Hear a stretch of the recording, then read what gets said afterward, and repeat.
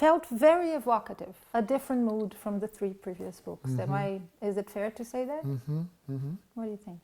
Yeah, I think in a way it harks back to the plot against America, where the community is menaced in the plot against America by fascism, or what they think is fascism.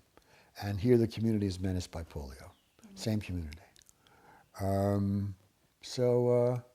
No, and it is, there's a menace, and there's a menace in the other three books, so the other short novels, but this is special. And when I was thinking about this book, when I was beginning it, I began it by thinking, what else was one menaced by in growing up in my time? I was born in 1933, right into the heart of the Depression, but I was much too young to ever really experience it. The first thing I experienced strongly was World War II. I was 8 years old, and I was a clever 8-year-old, and the war scared me. And I followed in the newspaper, on the radio. I listened to my father and his friends talk and so on. And then recently I thought, well, what else? What other menace was there? I remembered that there was the menace of polio, and it was as great as the menace of the war. We thought about it when it was mentioned to us, and then we went out to play, and we played.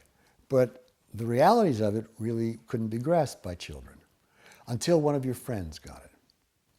And which happened to everybody, I guess, and it happened to me as well.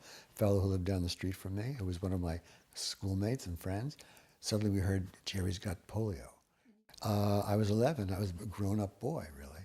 And it just forced one to realize that this menace we were warned against all the time was real, was real. And then in 1955, when I was in graduate school in Chicago, the vaccine came out. And after that, in the next year or two, polio disappeared.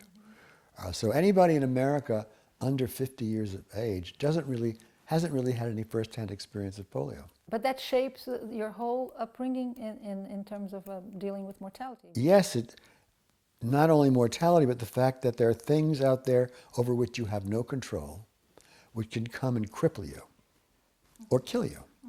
And there's nothing to be done about it.